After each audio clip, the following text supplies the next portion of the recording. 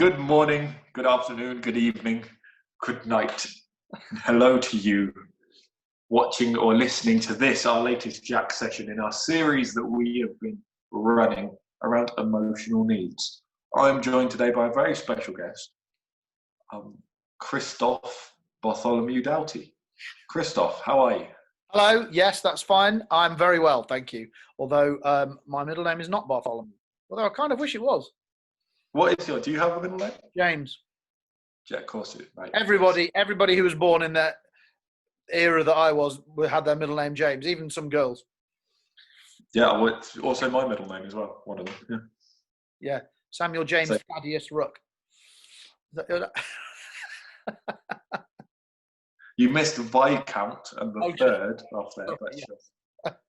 Junior. Sure. Samuel J. Ruck, the third junior. Leroy Junior. It is a pleasure, as always. It is a pleasure. We're doing this little Jack session, and I think we're just going to jump right into it today because we're doing these emotional needs. We're loving this list we're going through. We're hoping that you're enjoying it as well. Please do keep any kind of comments coming in. You can access us via the chat here or via the usual channels. We really want to hear from you about this stuff, but also more than that, if any of the things that we're talking about throughout this series is bringing stuff up for you, then please do get in contact with us, or if not us, get in contact with somebody else who you trust. A friend is great, but especially maybe somebody a bit older, someone that you can go to that can kind of like support you and help you through this. Talking of the word support. Yes. Today's emotional need, the second to last one, I think, is the word support. The emotional need of support. Chris, when you think of the word support, what is the first thing that jumps into your mind? Support. It feels like quite a practical thing. The need for support. If I need support in something, I might not even be aware that I need support until I need support. do you know what I mean? It's like we might have, probably all of us have done this at some point. We might be facing a particular difficult thing, or maybe something in a relationship, or maybe just doing a very specific piece of work that we think, I've got this, I can do this. And then you get to a point where you go, I'm going to need some help. and we don't realize until we get there that we need support. On our little sheet that we give out to people, the definition for support is receiving help with problems and being offered extra help with stuff when I need it, or if and when I need it. Receiving help with problems and being offered extra help with stuff if and when I need it. So so it's a very practical thing. And for some of us, it's absolutely vital. Most of the time, if not all the time. For some of us, we want to be just left to get on with things and to do things ourselves. My wife, who probably most of you won't know, is a very intelligent, capable, independent, strong woman who doesn't like support in her work, especially. I hear her on the phone at work and she kicks ass. I'm terrified of her in a work thing, and she just bosses it. Honestly, I'm glad I don't work with you. I'll be scared to death because she's very independent. She wants to do her own thing in her own way, and I know that now because I've known her for millions of years. So my default thing is to let her get on with stuff because she's eminently capable. However, that doesn't mean that she doesn't need support and help from time to time.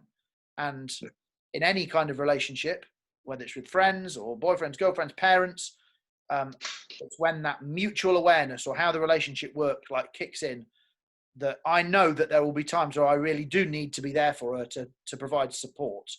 And she might, if she was to fill in one of our emotional needs questionnaires, support would come right down the bottom of the list of things for her because her default is independent, do it herself.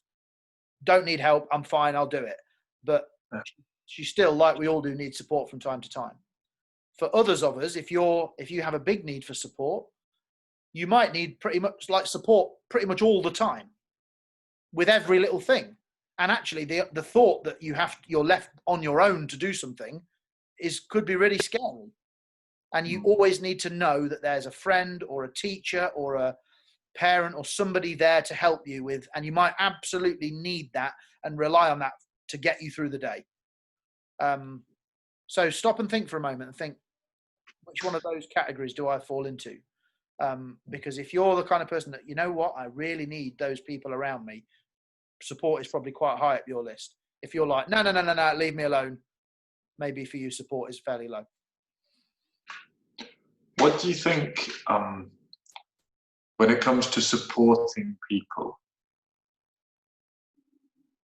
Also, as we're thinking about this, of which category we fall into, we can probably also identify people in our lives that fall into those categories. Like you probably, I know it's a bit of a sliding scale, but you probably have some people in your life that are very independent, don't really seem to want any support, don't really seem to ever feel like or express that they need any support, but obviously because they're human, sometimes they do.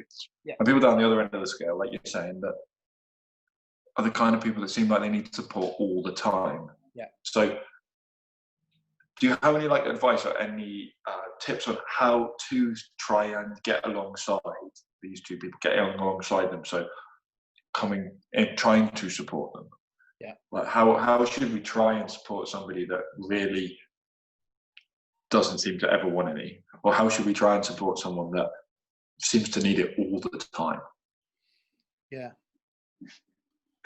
Well, being a good friend is knowing what the other person needs and knowing how you can help them be a better person. That's not just being a good friend. That's true of any relationship.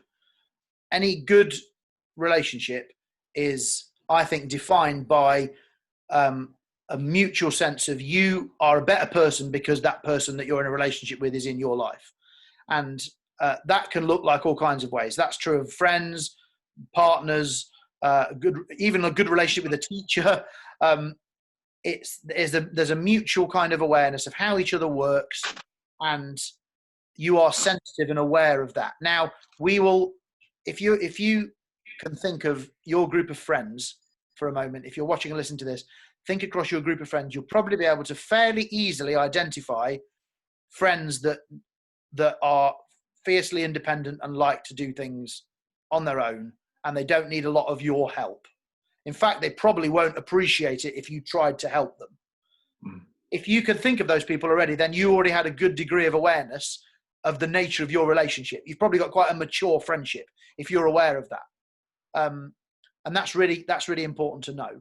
So in those situations, just to communicate that you are there for them as and when they need you. And the likelihood is that they probably won't need you very much. And you need to be okay with that. You need to not take it personally if they're not running every small life decision by you. And to know that doesn't mean that they hate you as a friend or they don't value you. It probably means that they just don't need a lot of support. So you need to be aware of that from their point of view. Similarly, you might have friends that want to debrief with you at the end of every lesson, at the end of every conversation with your wider friendship group about how these people are making you feel and what should you do. And they always seem to be saying, help me, help me, help me. That is important to be aware of as well. And how you can be there as a good friend for them to provide that support when they need it is, again, another good thing. So we all have, no two relationships or friendships look the same. So being aware of that is just part of growing in community and understanding ourselves and understanding the needs of people around us. And that's an important thing. And it doesn't, nobody operates an emotional one size fits all kind of approach. There'll be some people that I'm friends with that I know need to talk a lot and need a lot of encouragement and affirmation. And my role as a friend in that is to be there for them and try and support them. There'll be other people that we never seem to have heart to hearts and they never seem to have any problems, but that doesn't mean that I'm any less of a friend with them. It's just that they don't need to run everything by people because they are fairly independent and can feel like they handle it on their own. So again, it's a self-awareness thing, but it's also a peer awareness, an awareness of how our friendship groups work. So Sam, I'll throw it back to you. So identifying that for other people, how we can support other people or not support other people. how do we communicate to people around us if we ourselves are a person with a high need for support? How can we help other people understand that? And how can we communicate in a constructive, helpful way to friends around us that we might need some support without feeling like we're dumping on them all the time? I think this is a really hard one, because one of the most, we keep talking about it, don't we, that I need to be self-aware. Yeah. And a really great way to help yourself become self-aware is to talk to people that you trust. Yeah. So identifying those people that you trust is so significant. But it can be hard for the other person to know sometimes that you are one of the people that they trust. Yeah. Some of you will be more aware of this than others. Some of you that we've seen more regularly over the last year or so, you might know that for me, the last year has been a huge roller coaster. There have been lots of big ups and downs along that journey for me in the last year. And my fiance, Hannah, has often said to me through that journey, as things have been going up and down, like, why don't you talk to Chris about that?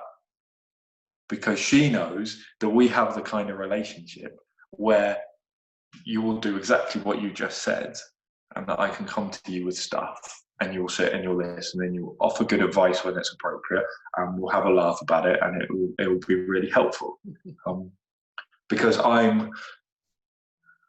despite the fact I love talking about this kind of stuff, I'm actually probably more similar to Isabel in that I'm kind of like, I don't really like people trying to help me. Yeah. Unless I want them to help me, you know. Yeah. It's kind of like a bit of a scale. I know this is a bit rambling a bit about me, but it's a little bit of a scale of the more, kind of like what you were saying earlier about, you don't often realize you need help until you need it. Yeah. You don't realize you need support until you need support. Yeah. But then for me, the more I need it, the less I want it. Yeah. Because a lot of my emotional needs are around not wanting to feel rejected or feel like a failure. Yeah. So if I really need support, I'm probably in a position of weakness. Yeah. And that is the last possible place I want to let anybody else into, because that I can feel that weakness might lead to me failing or me being rejected. Yeah. So that is definitely a weird diagram for me of the more I need support, the less I want it. Yeah. Which makes, for me, to get to your question, it's so significant for me that I have people in my life that know me, that know when something's wrong with me, and that can kind of step in and help me or support me or encourage me or like call me if they haven't heard from me in a couple of months or something, and check in with how I am, which underlines everything we've been saying about the importance of good friends. But also, it's important to know the kind of support that somebody responds to. Because the wrong kind of support can be like really unhelpful. Can be the absolute worst. Some people are stick people, right? They need somebody to have a go at them. They need somebody to tell them, look, sort your act out. You can do this. You're better than this. Get on with it. Sort your out. Yeah. That is the exact opposite of what I need. When people do that to me, because of the previous stuff I was talking about, that just stirs up negative stuff for me and unhealthy stuff for me. I'm much more, need the arm around the shoulder than the kick up the ass kind of support. And it's so significant for all of us to know that about ourselves. Again, like all of these emotional needs, we want to encourage you guys to understand yourself, but also to understand the people around you. Totally. So it's really important for you to understand for yourself what kind of support works for you. What kind of support do you need from people? Even better than that is to identify the kind of times that you might need that support, which is an extra layer of maturity. And then beyond that, to try and identify the people around you in your world that you know can offer you that kind of support. Absolutely. You highlighted there, probably almost accidentally, two really different kinds of support: the kick up the arse kind of support and the arm around the shoulder kind of support. And I was just thinking back to a conversation I had with someone in school a couple of years ago. I think they were in year 9, and they were really struggling in a couple of subjects in particular, and they didn't understand things, and they couldn't understand why they didn't understand things, and it led to a breakdown of the relationship with the teachers in those two subjects. And it wasn't the teacher's fault, but taking a step back and analysing the situation, the teacher didn't understand what they needed, because teachers have 30 people to teach and they can't understand the emotional makeup of everybody in their class. But the person involved really needed the teacher to understand how they were feeling about things, because they had a real need for support. Now, we got to a point where we actually sat down with this particular person and the teacher in one of the subjects. And what we were able to figure out, and the head of year was really helpful in this as well, was that actually this person really struggled when they were sitting in the class and the teacher was going on, and their perception was that everybody in the class got what the teacher was talking about apart from them.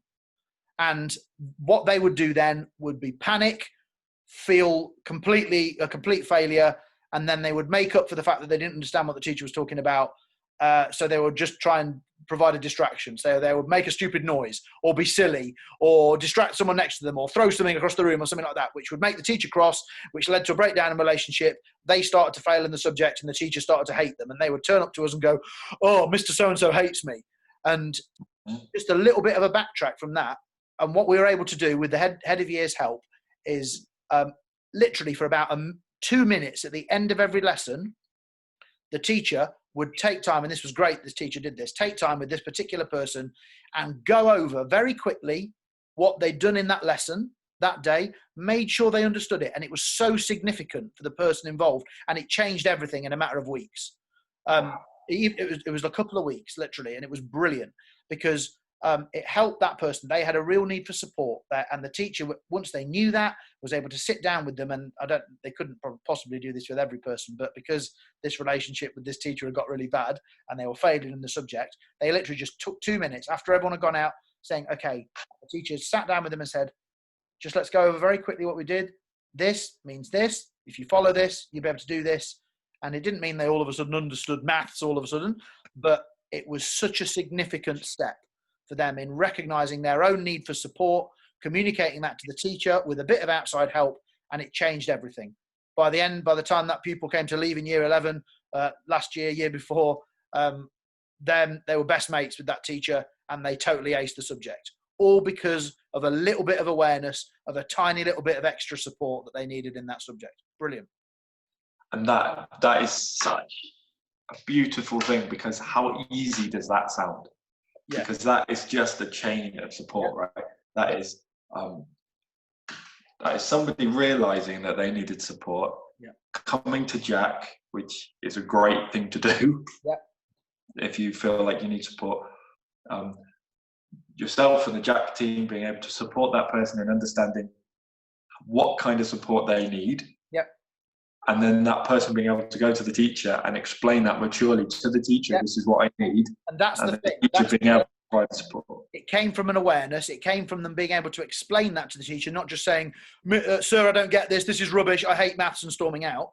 It was able to say, "Okay, you need to explain this to the teacher in a way that they will respect. They don't just kick off and get annoyed and shout and swear and get in trouble, but actually an awareness leading to a good communication, which may change the situation."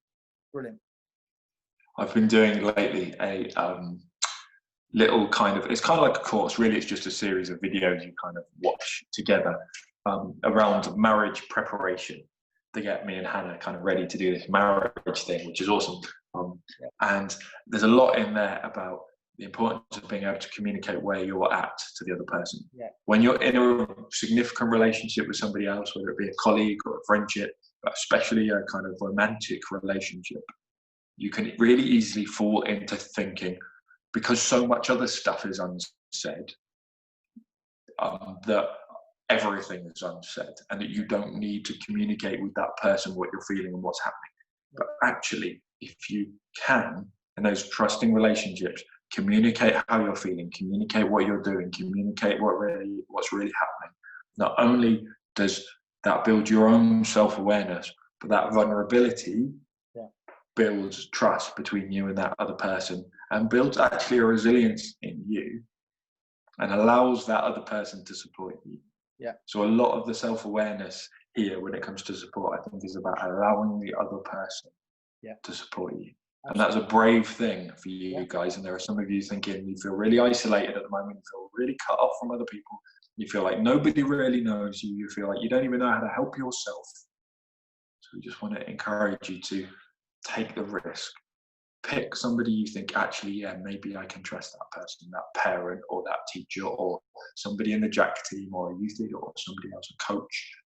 I really think I could trust that person. That person would be what that teacher you just described was for that student. Yeah. And we want to encourage you to be brave, to back yourself, and to take the risk, to let somebody in a little bit, to tell them what's happening, what kind of thing you're missing, what kind of support it is you need. Let them help you. Brilliant. Okay, we hope that was helpful, guys. We hope that sparked a few things. If you're someone who feels like that you're in need of support, whether it's in a relationship, whether it's just in coping with what's going on in the world at the moment and the uncertainty of lockdown and getting back to school and what that looks like, we'd love to talk to you. Support is one of the things that we are here for. It's probably the main thing that we're here for, and we can try and help with that if we can, and we'd love to. So do get in touch with us if you'd like some support in any area. If you don't feel comfortable speaking to us, then speak to school, speak to your head of year or your tutor who in this time want to offer support and make sure you're doing okay. And they will do everything that they can to help you feel supported, particularly in regards to school, but also in regards to your own mental health and how you're coping with stuff in your family and all that kind of thing. There are people here for you. That's important to remember. Finish with a quote from Star Wars, because I've just been watching lots of Star Wars in lockdown. In the last Star Wars film, Rise of Skywalker, in the context of war, it comes up in a couple of times. It's in the context of Star Wars and space battles and things, but it says the enemy wins by making us feel like we're alone. And I think that's totally true. And you guys might feel that, especially in coming out of this. You've been cut off from a lot of friendships and stuff. The worst thing that we can do is feel like we're alone. We're never alone. None of us are ever alone. There's always people there for us, wanting to support, wanting to help. So make sure you reach out and get in touch with people and get the support and encouragement that you need. And that's what we're here for. And there are lots of other people here for you too. So thanks for listening. Thanks for watching, guys. Sam, as always, it's a pleasure. Thank you. And we'll see you all very soon with our next Jack session. Bye. Au revoir.